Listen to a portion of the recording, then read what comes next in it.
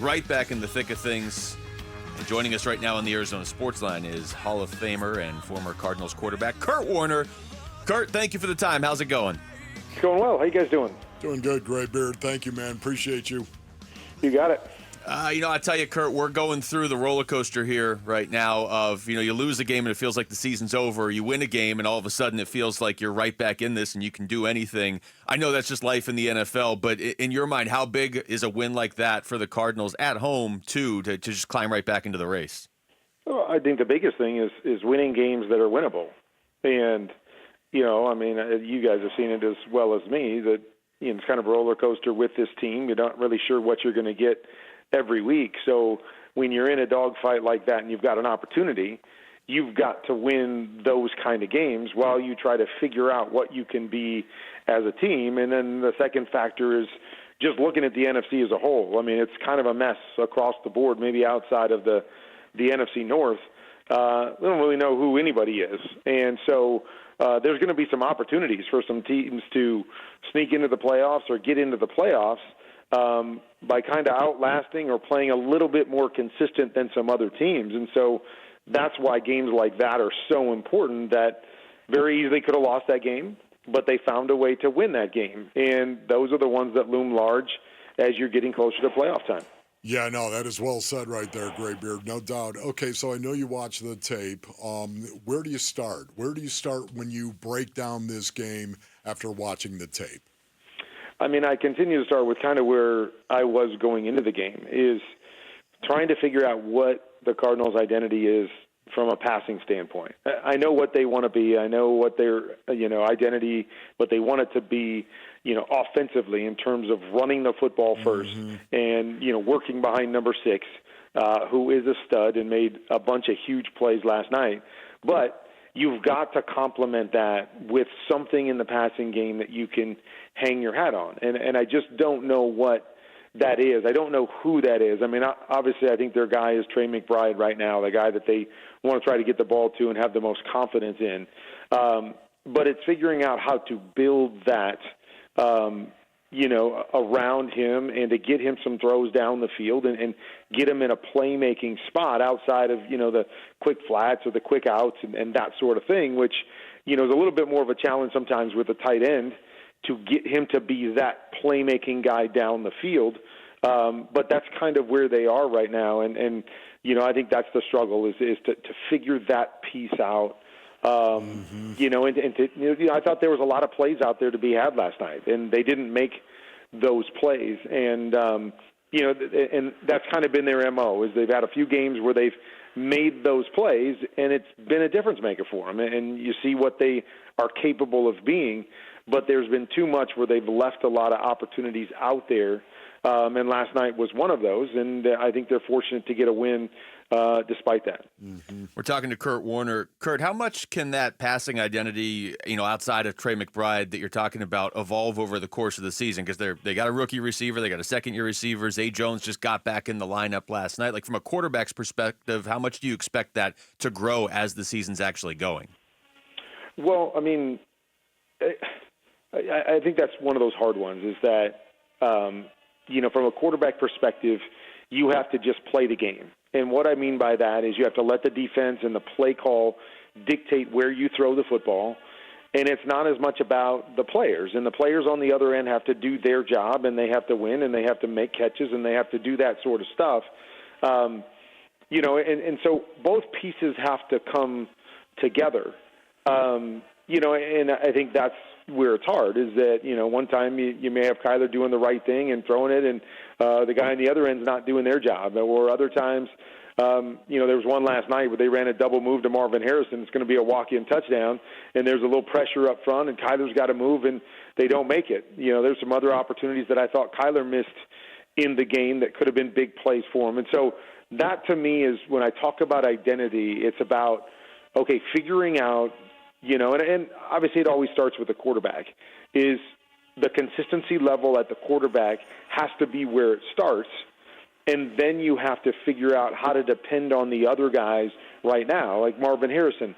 He's got to become more dependable. He's got to become more of a guy that you can say, hey, we're trying to do these things with you, and we've got to count on you to win and make the play in those situations. And, that has to be across the board. And that's why I'm saying, to me, the biggest piece right now is I can trust Trey McBride and I can trust James Conner. And so you build a lot around those two guys, but you've got to have trust in guys on the outside and even guys up front when they may not give you the trust. And then you've got to just consistently make the right decision as a quarterback. So when there are opportunities, even if there's not a lot of them, that you take advantage of as many as you can. Kurt, I got to ask you, is Brenda flying a drone in your yard? Is that what I hear? A little construction going on. We got some, we got some remodel going on in the house, and so hard to get away from it. Sorry for the noise in the background, but that's what's going on. Okay. No drone. She's not watching every move. She knows all I do is sit in here and grind on tape, so that would be boring footage to watch for her anyway. So no drone coverage of me. Okay, no, that's great. Thank you for that update right there, Graybeard. We appreciate that. What about throws down the field? This is something that you were talking about and have been talking about. How do you generate that? Can you call some called shots like BA used to do? Take some shots down the field. Would you suggest that for Kyler? Well, I mean, that's how I play the game. That's how I like to play the game. I think, I like to have play calls that always have kind of a chunk option to them. And again, I don't say always. Obviously, you've got your short game and quick game, which is, to me, I love that aspect of things too. But I feel like most play calls should have an option, whether that's an 18-yard comeback or a 20-yard dig, or, that they should have options for some bigger plays on them, and it's kind of where you start.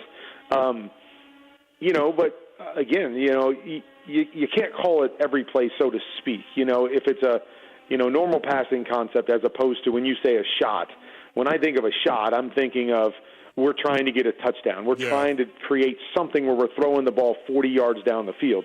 You pick your moments for those, and like I said, they had a couple of those last night, a double move to Marvin Harrison and some of those things. But I think you need more of the, 18 to 25-yard throws. Yeah. That, to me, is where, NFL offenses separate themselves. It's not in the quick game and the stuff that people throw at the line of scrimmage. That's great, but it doesn't last, and it's hard to sustain. And the deep balls, those are going to be 50-50 most of the time. Like, you're not going to hit them. It's a hard throw to make all the time for a quarterback. So good offenses make their money, in that 15 to 30, 15 to 35-yard range. And, I think, I thought there was a number of those that were available last night. But I think you have to make sure that there's a number of those throws in your kind of base offense. That can't be, to me, just kind of, one off here and one off there if you're going to be a really, really good offense in this league. I mean, I think Detroit's a great example. If you go and watch their tape, there are big play opportunities all over the place. Now, they don't all come to fruition, and they don't hit them every time, and sometimes it leads to a check down, or sometimes it's going over here to the short throw.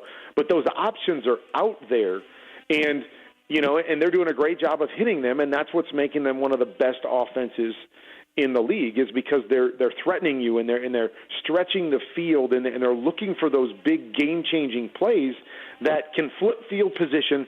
So now you need a 6-play drive to score a touchdown instead of a 12-play drive to score a touchdown.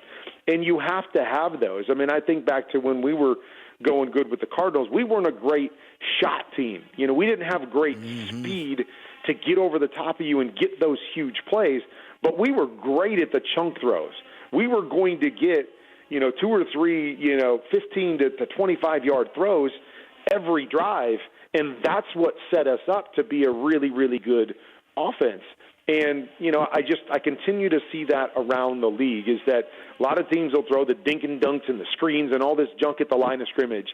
And it's great to move between the 20s, but it's hard to sustain that without having a mistake, and then, sustaining that when you get down in the red zone when everything shrinks.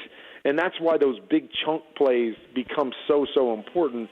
And I just think it has to be a staple, and that to me is really what is missing oftentimes from the Cardinals, is they got a lot of the short stuff, and they'll get a shot play here and there, but there's just not enough of those chunk plays being hit to help them, make the game easier on their offense. Kurt, we really appreciate this, man. You're Thank the you. best, man. Thank you, brother. You got it, guys. Thanks a lot. Talk to you soon. That's Kurt Warner joining us right there on the Arizona Sports Line. Interesting stuff there, too, on that last answer that we can react to throughout the show. Thanks for watching Wolf and Luke. Tap to see more and click the button in the middle to subscribe to Arizona Sports.